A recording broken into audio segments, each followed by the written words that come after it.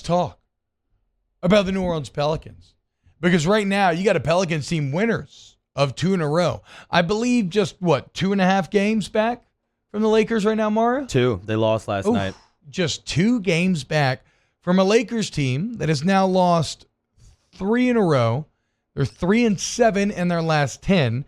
The Pelicans are 6-4. And I know the Pelicans basically tripped and stumbled and fell into the All-Star break, but it's like we said, right? We said the All-Star break came at the perfect time. You're trying to work in McCollum. You're trying to figure out your rotations. Take that little gap. Get it right. Maybe nail down some chemistry. Just kind of a mental reset, right? Give your brain a rest, a body a rest, and get ready for this final push. And look, I've seen many West Coast road trips to go awry, and so to watch them beat Phoenix, handily, which is incredible, and then just go and beat the hell out of the Lakers to the point where the Lakers are chirping at one another and yelling at their fans. It could not have been more perfect. Now, it's not over yet, right? Narratively, this story must end with the Pelicans eliminating Anthony Davis and the Lakers from playoff contention. That would be the ideal Hollywood ending. But what a job by this New Orleans Pelicans team right after the All-Star break, immediately setting the tone for the second half of the season. B.I. remains fantastic, but really, just watching C.J. McCollum is so nice. It gives you an idea of it's almost like you were in a bad relationship where you didn't know how bad it was, and Pelicans guard play, maybe post Drew Holiday, but even sometimes Drew could be frustrating, at least offensively, right? Never defensively, but offensively he could be.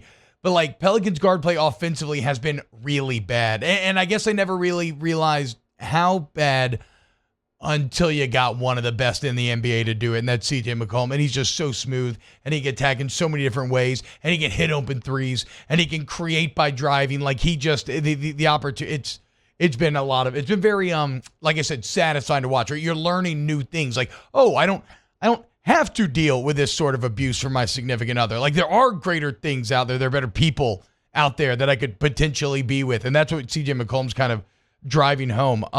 Mario, you are a host of the Flock Up podcast.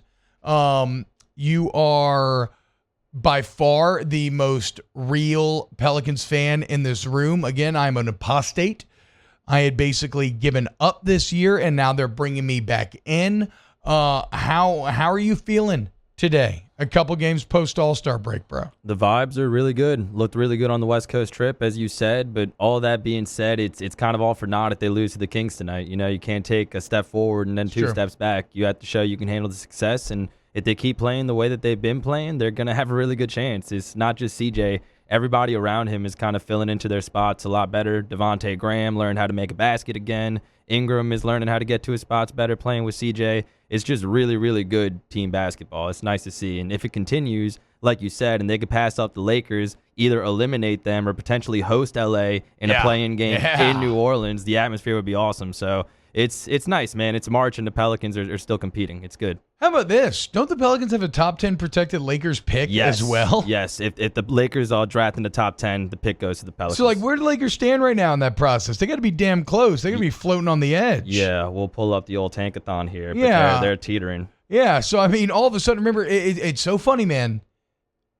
how people view you can shift so quickly in this world. And I think about David Griffin and a lot of that strategy in terms of, a lot of it was, look, I just want a high volume return for Anthony Davis, and he got that. But a lot of it was also a long-term bet. He was shorting the Lakers long-term, right? He was telling you that they were going to be bad eventually and it would pay dividends. And then they go and they win the NBA Finals.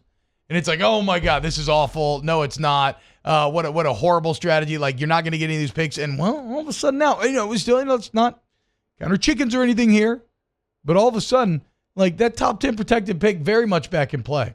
For sure. Going forward, it just seems like the Pelicans are ascending while the Lakers are descending. And we'll see what happens with Anthony Davis going forward. But just not a lot of hope in Los Angeles. And after what's happened between these two teams, the relationships between the fan bases, I don't know if you've been seeing the Twitter spaces, but there's been a lot of Lakers therapy spaces that have been hijacked by Pelicans fans. and it's been really fun. So Mario, how much time do you spend in Twitter Spaces Way a too day? much. Way too much now, man. Give me an average hour per day count on your Twitter Spaces. Realistically, probably like an hour a day. Okay, that's not bad. Tonight will It's probably still be kind of a lot. Yeah, tonight will probably be a little longer. You know, it's a game night. Do you?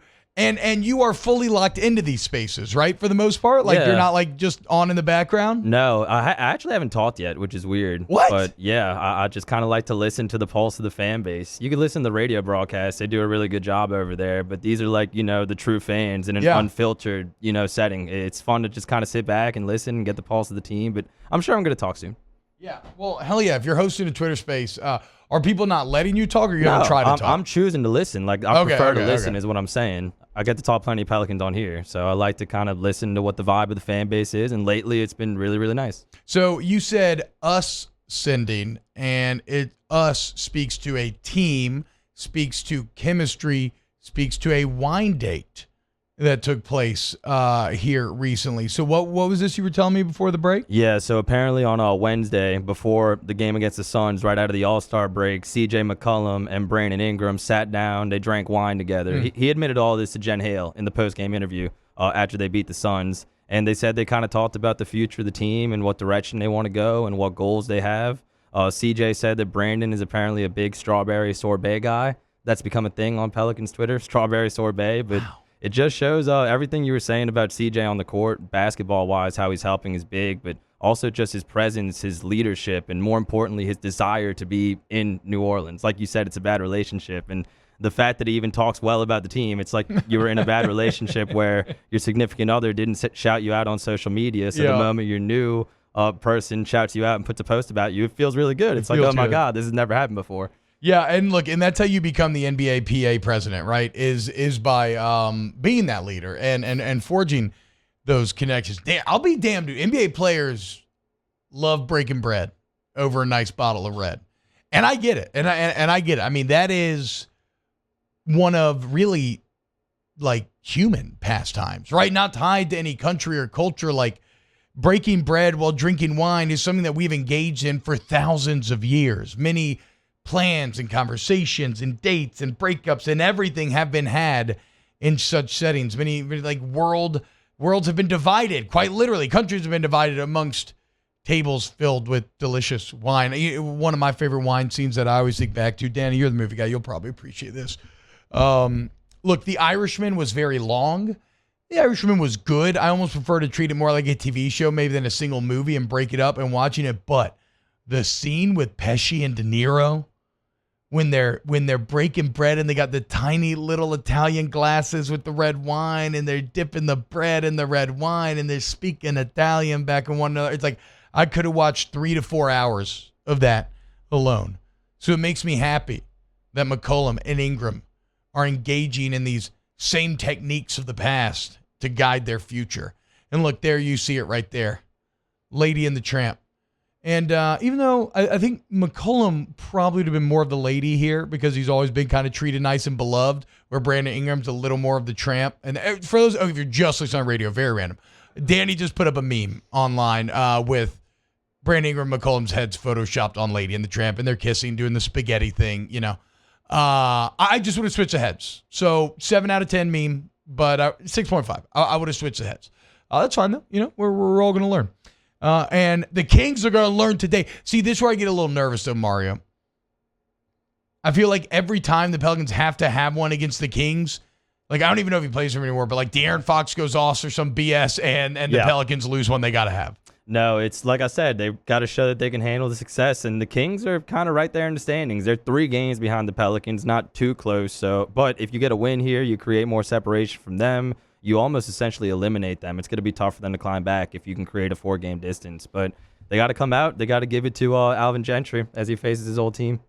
That's right. That's right. Look, and it's funny because this is not an AD situation. Like, I have no ill will towards Alvin Gentry. I don't think anybody does. He was put in a really tough spot. But, I mean, you almost wish from year one you maybe could have found like a Willie Green instead of bringing back Gentry and then going Stan Van Gundy. So it's not personal, Alvin. Everybody still loves you, but I hope that the Pelicans beat the hell out of you tonight. Yeah, if you look at the former Pelicans coaches as porges in the Three Bears story, I think that Alvin was a little too lax. He was too cold. Then Stan Van came in. He was a little too drill sergeant. He was a little too hot. Willie Green is right in the middle. Like, he holds his players accountable, but he also kind of lets them be themselves and creates a good environment. So he's just right. That's a good bit. That's a good. Did you just come up with that, or have you been workshopping that? No, for I've been saying that since they hired Willie Green, and it's kind of come to fruition, and it's awesome. Yeah, it's playing out. All right, when we get back, a little Would You Rather Wednesday. Get him in the chat, and we'll log him more off the bench.